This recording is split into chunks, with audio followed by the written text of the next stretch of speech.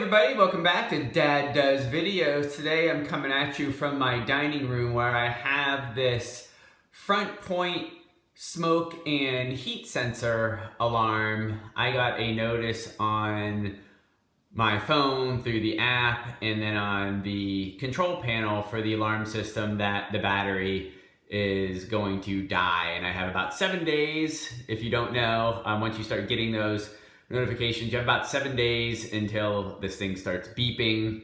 So I wanted to take care of it, but I thought it'd be a good opportunity to show you how to change the battery. These are a little bit different than your standard fire alarm batteries. So although this is came with my Frontpoint system, it is a GE Interlogix security system heat and smoke sensor.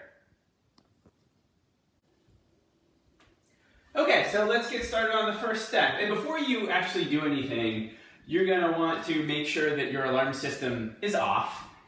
I think that goes without saying, but at the same time, you don't wanna take this down and have your alarm system see that something is going on and it automatically calls the emergency folks to come to your house for a potential fire. So just make sure it's turned off. You might want to call Frontpoint depending upon how your system is set up to let them know you're working on it. I've called them in the past the first time I did this, and they said that I didn't have to as long as the alarm system was off, but you might want to double check to be sure.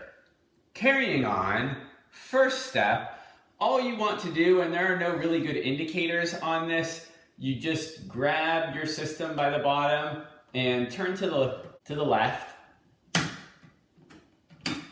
and and then just bring it down. Okay, so once you have this down and you have it resting on a flat surface that you can work with, here is where the battery compartment is. And just by the nature of the arrows, you can tell which way to push this to pop this out. You just want to push it on these tabs right here and push, and this just pops out really easily. And you go like that. Batteries are right here. Use the ribbon here to just pull these out. Just like that.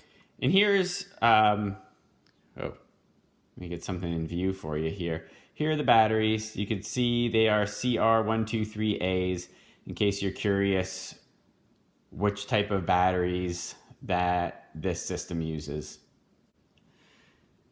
Okay, so the next step, as you could imagine, right, is you're putting the batteries back in. So you want to make sure you lay your ribbon in there, because next time when you get these batteries out, when they're dead, you're just going to want to, just like I just did, pull this ribbon out.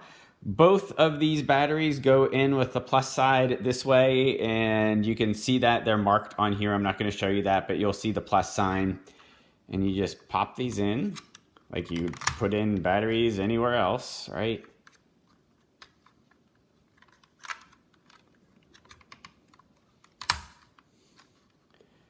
The ribbon down, and then just slide this in the opposite way that you pushed it out, right? Push that in this way. It's in the tabs, and we're locked in. So you need to line up that arrow when you're putting your alarm back in with, wait for it, with this little bump out right here. So your arrow, as we're putting this in, as you'll see me do it, I just wanted to give you kind of a closer up view right now. The arrow will need to line up right with this. Okay, so based on that information I just showed to you, we are going to put the actual alarm back in its housing. I know this is a little bit challenging to see right now because you're a little bit further away than I would actually like, but such is the setup, right? So the arrow is right here. I've got my bump out, and that is right here. So I'm simply going to line my bump out up with my arrow, right there. Put that in and twist to the right. Lock it in. We're good to go. Okay, so the last part of this, what you want to do, just to make sure everything is okay, is push the test silence button, and that is right there. so I'm sorry if this is a little loud.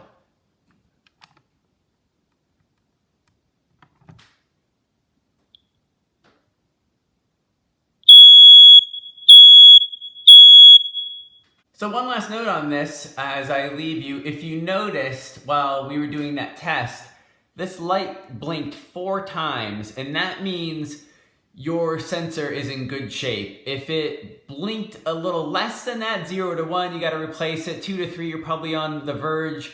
4 to 7, from what I understand, you're in pretty good shape as well. So we're in that range. And if it's 8 or 9, that means your sensor is dusty and you have to clean it. That's a wrap. Thanks for watching, everybody. Hope you enjoyed. Don't forget to subscribe and like.